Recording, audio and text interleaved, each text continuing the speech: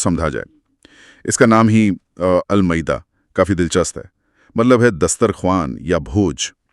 ये नाम हज़रत ईसा के एक वाक़ये से जुड़ा है ना? जिसका जिक्र आयत 112 से 115 में आता है। लेकिन जाहिर है सूरह सिर्फ इस कहानी के बारे में नहीं है। ये मदीना में नाजिल हुई सूरह है और इसमें इस्लामी कानून, शरिया के पूरा होने और मुस्लिम समुदाय की जिम्मेदारियों पर बहुत जोर है। तो चलिए शुरू करते हैं। शुरुआत में ही एक बहुत बड़ा हुक्म है, ए ईमान लाने वालों, सभी अनुबंधों को पूरा करो। अब ये सिर्फ अल्लाह से किए वादे तो नहीं है ना? हमारे विश्लेषण में तो इसका दायरा काफी बड़ा बताया गया है। बिल्कुल बिल्कुल। ये आयत असल में एक सामाजिक बुनियाद रखती है, मतलब आपसी वादे, समाज के साथ समझौते, कानूनी जिम्मेदारियां, वो सब इसमें शामिल हैं। ये सूरह दरअसल एक, आप कह सकती हैं, सामाजिक और कानूनी ढांचे की बात करती है। इसमें खाने पीने के नियम हैं, हलाल हराम, न्याय का महत्व है, संधियां हैं, और खास तौर पर यहूदियों और ईसाइयों, जिन्हें अहले किताब कहा गया है, उनके साथ रिश्तों पर काफी रोशनी डाली गई है। हाँ, वो खाने के नियमों को जिक्र आपने किया। आयत 5.3 में साफ तौर पर बताया है कि क्या मना है, जैसे मरा हुआ जानवर, खून, सूअर का मांस वगैरह। लेकिन जो बात ध्यान खींचती है और हमारे नोट्स में भी है, वो ये कि ठीक इसके बाद आयत 5.5 में अहले किताब का खाना जायज बताया गया है, और उनसे शादी की इजाजत भी। ये उस वक्त के हिसाब से देखें तो सिर्फ एक खाने का नियम नहीं, बल्कि एक बड़ा सामाजिक इशारा रहा होगा। सही कहा आपने। ये नियमों के साथ साथ रिश्तों को जोड़ने की भी बात करती है।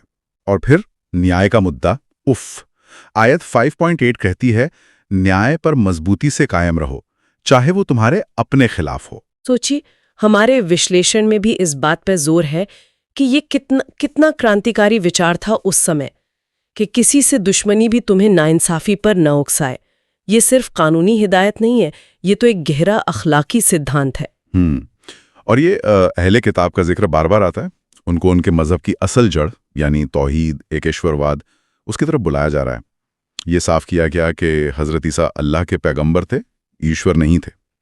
हमारे नोट्स बताते हैं कि सूरह कुछ लोगों की ईमानदारी की तारीफ भी करती है, तो वहीं कुछ पर उनके धर्म ग्रंथों में बदलाव करने का इल्जाम भी लगाती है। हाँ, ये एक तरह का संवाद है, जिसमें तारीफ भी है, आलोचना भी है, और साथ ही बनी इज़राइल के वादे तोड़ने के वाक़ये, हज़रत मूसा के वक्त की बातें, उनका हवाला देकर सबक सिखाया गया है। जैसे वो हाबिल और काबिल की कहानी है ना, हाँ। आयत 5.27 से 31 में। बाइबल में केन और एबल, ये सिर्फ एक कत्ल की कहानी नहीं है। विश्लेषण बताता है कि जलन, नाफरमानी और फिर उसके भयानक अंजाम का एक यूनिवर्सल उदाहरण है हर दौर के लिए। और कुछ अपराध और सजा के नियम, हुदूद, वो भी बताए गए हैं।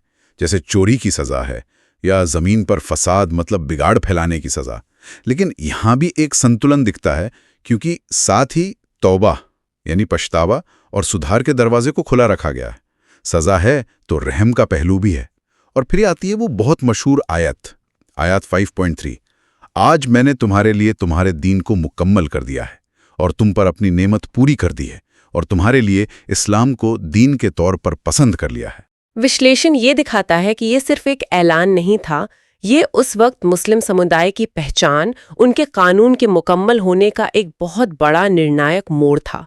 इसने इस्लाम को सिर्फ इबादत तक महदूद नहीं रखा, बल्कि जिंदगी गुजारने का एक पूरा निज़ाम, एक पूरा तरीका करार दिया। अच्छा, ये जो समझौतों और वादों को निभाने पर इतना जोर है, यहाँ तक कि गैर मुस्लिमों के साथ किए गए समझौतों पर भी, इसका क्या मतलब है? क्यों है इतना जोर इस पर? देखिए, क्योंकि ये भरोसे पर टिके हुए समाज की बुनियाद है।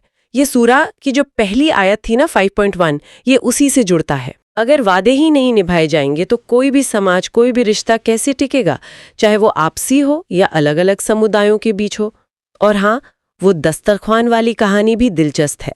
आयत 112 से 115, जब हज़रत ईसा के साथियों ने निशानी के तौर पर वो दस्तरख्वान मांगा, तो अल्लाह ने चेतावनी भी दी कि अगर उसे देखने के बाद भी इनकार किया तो सज़ा बहुत सख्त मिलेगी। विश्लेषण ये बताता है कि इसका सबक शायद ये है कि सिर्फ चमत्कार देख लेने से ईमान पक्का नहीं हो जाता। असल चीज़ तो नियत है और अमल है, ईमानदारी है। तो कुल मिलाकर अगर हम सूरह अल-माइदा को देखें तो ये न्याय, जिम्मेदारी, वादे निभाने और अलग-अलग समुदायों के साथ रिश्तों पर एक बहुत गहरी सोच पेश करती है। ये सिर्फ रस्म-व-रिवाजों की बात नहीं करती, बल्कि अखलाक, इंसाफ, सच्चाई, इन सब को मजहब का, दीन का एक अटूट हिस्सा बताती है। बिल्कुल, विश्लेषण यही दिखाता है कि ये सूरा ईमान को आप कह सकती हैं प्रैक्टिकल बनाने पर जोर देती है। उसे रोजमर्रा की जिंदगी में, कानून में, सामाजिक जिम्मेदारियों में उतारने पर जोर देती है। ये दूसरे इब्राहिमी मज़ाहिब का सम्मान करती है, लेकिन साथ ही उन्हें उनकी असल तालीमात, वो जो एकेश्वरवाद का पैगाम था, उसकी तरफ लौटने की दावत भी देती है और जो विकृतियां आ गईं उन्हें सुधारने का भी कहती है। तो श्रोताओं के लिए एक आखिरी सवाल छोड़ जाते हैं। जब ये सूरा कहती है कि दीन मुकम्मल हो गया, आयत 5.3, तो आज की इस पेचीदा दुनिया में हमारे लिए निजी तौर पर और एक समाज के तौर पर इस मुकम्मल होने को समझने और जीने का क्या मतलब हो सकता है, इस पर जरूर सोचेगा।